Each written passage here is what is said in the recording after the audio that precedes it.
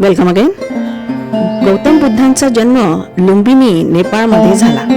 त्यांचे वडील शुद्धोधन व आई मायादेवी असे होते. सिद्धार्थ हे त्यांचे मूळ नाव होते. मानवी जीवनाचे ज्ञान त्यांना अवगत झाले म्हणून त्यांना बुद्ध म्हणतात. त्यांना जाणून घ्यायचे होते की मानवी जीवनात दुःख का आहे. त्यांनी घर सोडले, राजमहल सोडला व दुःखाचे कारण शोधायला निघाले.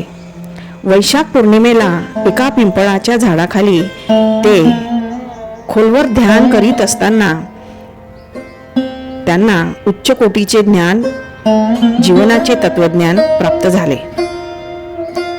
ते ठिकाण सध्या बिहार गयामध्ये आहे व ते वृक्ष होते पिंपळाचे आणि म्हणून त्या वृक्षाला सुद्धा बोधी वृक्ष म्हणतात. त्यानंतर ज्ञान प्राप्त झाल्यावर त्यांनी पहिले प्रवचन सारनाथ येथे लोकांना दिले व त्यानंतर त्यांची प्रसिद्धी वाढत गेली. सारनाथ इथे त्यांनी लोकांना दिलेल्या प्रवचनाला धम्म असे म्हणतात. तसेच त्यांनी प्रज्ञा, शील व करुणा यांचे तत्वे लोकांना दिली. त्यांचे हे जीवनातील ज्ञान भारतीयांनाच नव्हे तर संपूर्ण मानव जातीचे कल्याण करणारी होय.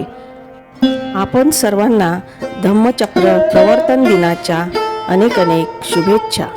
धन्यवाद.